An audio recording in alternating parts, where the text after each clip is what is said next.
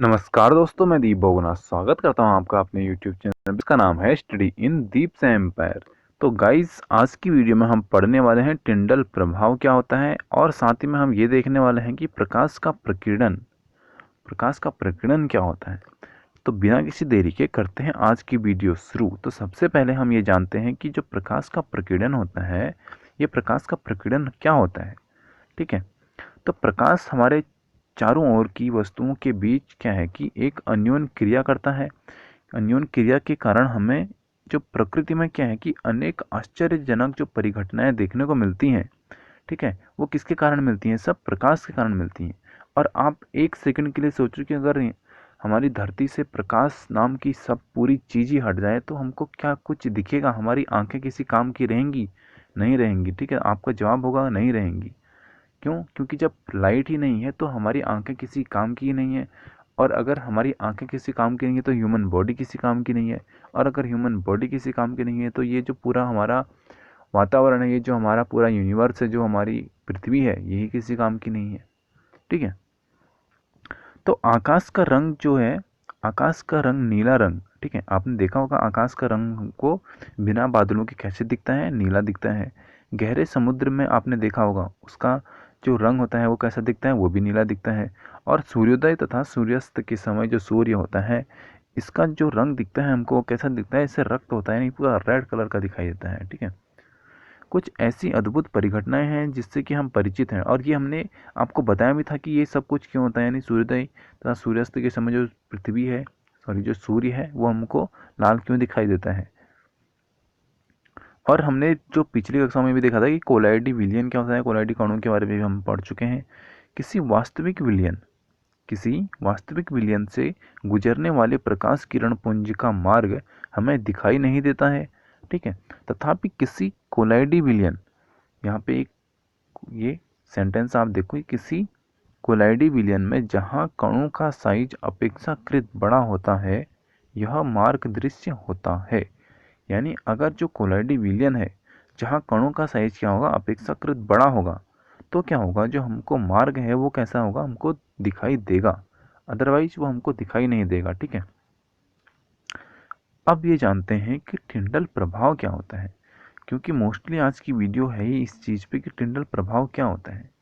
तो पृथ्वी का वायुमंडल सूक्ष्म कणों का एक विषमांगी मिश्रण है। विषमांगी मिश्रण क्या होता है? जिसमें दो या दो से अधिक अलग अलग एलिमेंट मिल जाते हैं, वो हमारा विषमांगी मिश्रण होता है।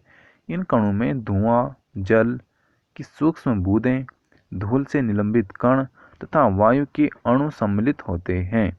जब कोई प्रकाश किरण पुंज ऐसे महीन कणों से टकराता है तो उस किरण पुंज का जो मार्ग है वो हमको दिखाई देने लगता है। ठीक है, इन कणों से विसरित प्रकाश परावर्तित होकर हमारे पास तक पहुंचता है। कोलाइडी कणों द्वारा प्रकाश की प्रकीर्णन की जो परिघटना है, इसको क्या कहते हैं? टिंडल प्रभाव उत्पन्न करता है।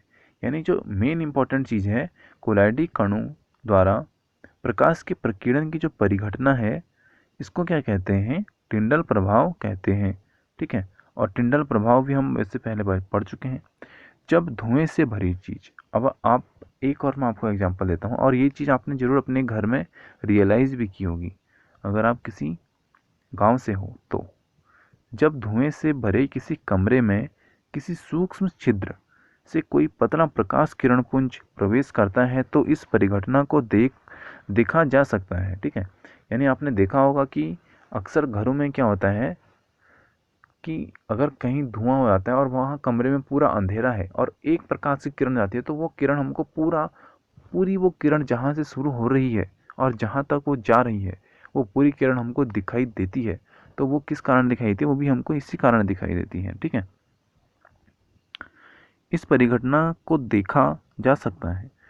इस प्रकार प्रकाश का प्रकीर्णन कणों को दृश्य बनाता है, और जो हमारा प्रकाश का प्रकीर्णन होता है उसके कारण ही हम क्या करते हैं? कणों को देख सकते हैं या देख पाते हैं।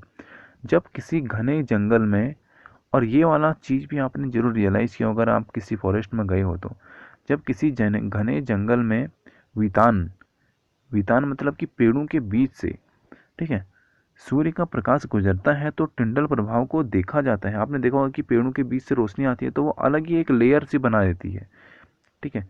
और आपने अपने घरों में भी नोटिस किया होगा कि जब धूल के कण उड़ते हैं तो वो भी उस पर अगर एक रे आ रही है, कोई लाइट पड़ रही है, और तो हमको वो धूल के कण अलग ही दिखाई देते हैं। ठीक है। जंगल के कुहासे में जंगल की जो सूक्ष्म बूंदें हैं प्रकाश का प्रकीर्णन कर देती हैं। ठीक है।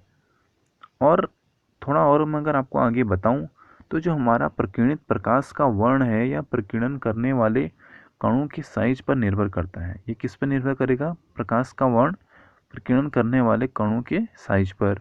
अत्यंत सूक्ष्म यानी बहुत ज़्यादा छोटे कण मुख्य रूप से नीले प्रकाश में क्या होते हैं? नीले प्रकाश को प्रकीर्णन करते हैं।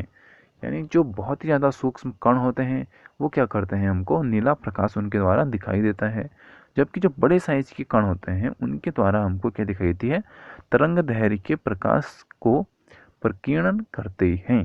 जो बड़े साइज की, जैसे कि आपने जंगलों का वो चीज़ देखा, और रेगिस्तान के बीच में भी हमने टिंडल प्रवाह देखने को मिलता है। यानी बहुत सी जगह हमको ये चीज़ हम देखने को मिलती है। और ये इसी कारण होता है, वहाँ पे जो कण होते हैं वो क्या होते हैं? बड़े साइज के होते हैं। ठीक है। यदि प्रकीर्णन करने वाले कणों का जो साइज है वो बहुत अधिक है तो जो प्रकीर्णन प्रकाश है वो श्वेत भी प्रतीत होता है। तो उस कारण क्या है कि वो हमको सफ़ेद रंग का दिखने लगता है। जो आपने ये, अगर मैं आपको इसका एक बेसिक एग्जांपल बताऊं जो कि आपने बहुत रियलाइज़ किया होगा और देखा होगा, अगर आपके कमरे में खिड़की से धूप आती है तो वो भी इसका एक एग्जांपल आप उससे समझ सकते हो, क्योंकि जब धूप आती है तो वो एक रे आती है, और अगर इधर उधर के कमरे में जो है कि वहीं पे धूप पड़ती है, यानी एक पर्टिकुलर प्लेस पे पड़ती है। और अगर हम कभी, आपने देखा होगा कि अगर हम धूल झटकाते हैं तो हमको वो उस पूरी रे अलग ही दिखती है, यानी वो किरण जो दिखती है वो पूरी अलग ही दिखती है। जबकि कमरे में और धूल भी होती है लेकिन वो हमको दिखाई नहीं देती है। तो वो किस कारण होता है? वो प्रकाश के प्रकीर्णन के ही कारण होता है। तो यहाँ पे करते हैं इस वीडियो को समाप्त, और अगली वीडियो में आप मेरे साथ देखोगे स्वच्छ आकाश है जो, उसका रंग नीला क्यों दिखाई देता है। ठीक है। तो यहाँ पे करते हैं वीडियो समाप्त। जय हिंद, जय भारत।